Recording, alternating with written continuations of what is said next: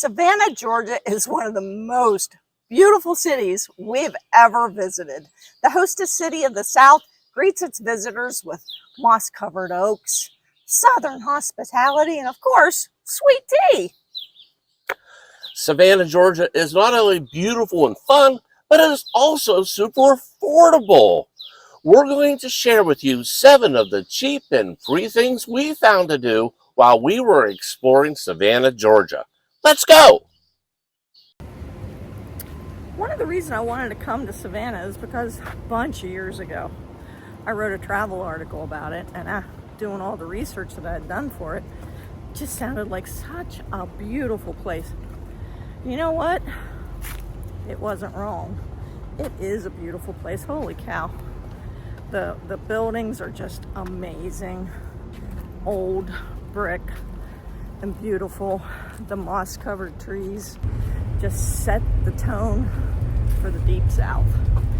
I'm pretty much in love with Savannah. It's gorgeous. Let's start with the squares of Savannah. There's 22 of them scattered all over downtown, each one with its own history, character, and photogenic moss-covered oak trees. We're currently in Musgrove Square. We're gonna go look at a couple other ones. Some of the cool things about the squares in Savannah is that this is where Forrest Gump sat on that most famous park bench and talked about chocolates. John. Yeah? Did you bring the chocolates? I brought the chocolates. Unfortunately, Really? they're the kind that melt in your pants, not in your mouth. Here's our chief tip for Savannah. On Sundays, the parking is free. We were all set to hit every single one of the beautiful Savannah squares, taking in statues, fountains, and all the Forrest Gump bench vibe at Chippewa Square. But then, our trip around Savannah to see the squares is going to be cut really short because there is a major line of thunderstorms coming our way. And well, frankly, I don't want to get hit by lightning, and it's going to be raining really hard, so we're going to go find something else to do. Still, even in the rain, the squares are magical. So go early, bring an umbrella, and don't be afraid to dance in the puddles, unless, of course, there's lightning. The rain has finally stopped, and so we're back at it. We're back on the trail, and we've found the Savannah River Walk, which is right here, obviously, on the river. But behind us are all these old buildings. They probably, factory buildings? Factory buildings or something that had to do with the port. Yeah, they're really, really, really cool. And so we're going to take a look around. There's all kinds of stores and things in it. But the coolest part, well, it depends on your point of view. The coolest part is the cobblestone streets.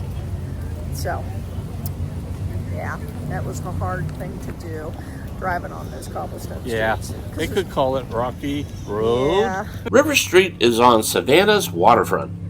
There are about 6 blocks of old factory warehouses that have been revitalized and turned into shopping and eating establishments. Oh, and one of the cute little shops we found was the Savannah Candy Store. They were giving away free praline samples. We found a candy store. I think I just gained like 10 pounds walking in.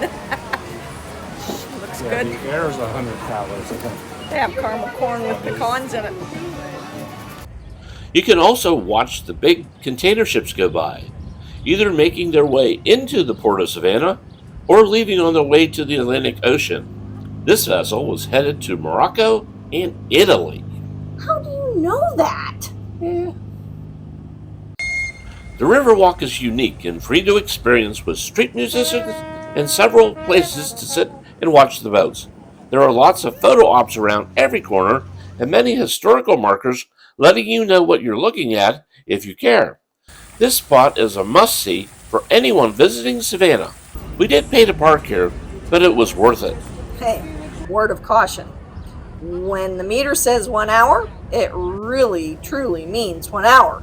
It charged us for every minute we were late. Yep. Ouch. The next stop is for every troop leader, Thin Mint cookie lover, or Girl Scout past or present. the Juliette Gordon Low Birthplace. This is where Girl Scouts were literally born. Juliette lived right here, started the movement, and changed millions of girls' lives. Admission is just $15 for adults. Kids under 4 are free, and unfortunately they were closed on Sunday, so no Thin Mints for me. Sadness. Ready to escape the city? A quick drive takes you to Tybee Island, Savannah's beachy little neighbor. The beach is free, the sun is strong, and parking is way cheaper than most coastal towns. Bring a chair, a good book, and maybe some SPF 50. Yeah, you'll need it. There's a huge fishing pier that the anglers like, and so do the birds. At the base of it, you'll find this, a storm surge meter. Note to self, I probably don't want to ride out a Cat 5 in this beach town. Pam was searching the sands to find some sea glass, like always, Yeah. when she discovered something completely different and unique to Tybee. Tybee is known for its shark's teeth. You could find them lying on the sand, and she was lucky enough to find one. How cool was that? It was awesome! Our next stop was the Tybee Island Lighthouse. You know, I can't drive past a lighthouse without stopping. That's for sure. Whatever. Turns out this is the tallest lighthouse in Georgia. It's only $10 to go up. Let me warn you, though. 178 steps feels like 500 in the Georgia humidity. Yeah, that's no exaggeration on the Pam scale. And because it was nearly 100 degrees with a billion% humidity, Right? we chose not to climb the light, but we did look around outside instead. Across the street from the lighthouse is Battery Garland, a part of Fort Skeverin. Built in 1899, this battery was designed to guard the mouth of the Savannah River. Hey, one thing you should know before you go. Admission to the battery is separate from the lighthouse, and it is private property, so you do have to pay to get in. But although there is beach access from the battery, you can't park at the lighthouse to get there. However, now this is a really important tip. So there's two parking lots. There's this one for the lighthouse, and then there's one right beside it to go to the beach. The difference, if you come to the lighthouse, it's free. Free. I like Free. We're all about free. You guys know that. Just a few minutes from Tybee Island is Fort Pulaski National Monument, a Civil War era fortress with cannons, a gift shop, and a moat. It's only $10 a person to get in, and kids 15 under are free. And here's the really cool part. If you have an America Beautiful Pass, you can use that for admission, and it'll be completely free. It was awesome. My kind of place. Hey, this place really was cool. And did I mention it has a moat? I've never been to a fort with a moat before. So the tour guide lady inside there said that about twice a month, there's alligators that leap into the moat looking for the carp. I don't think that's fun. You can walk the drawbridge, explore the tunnels, and they even have their own fig tree.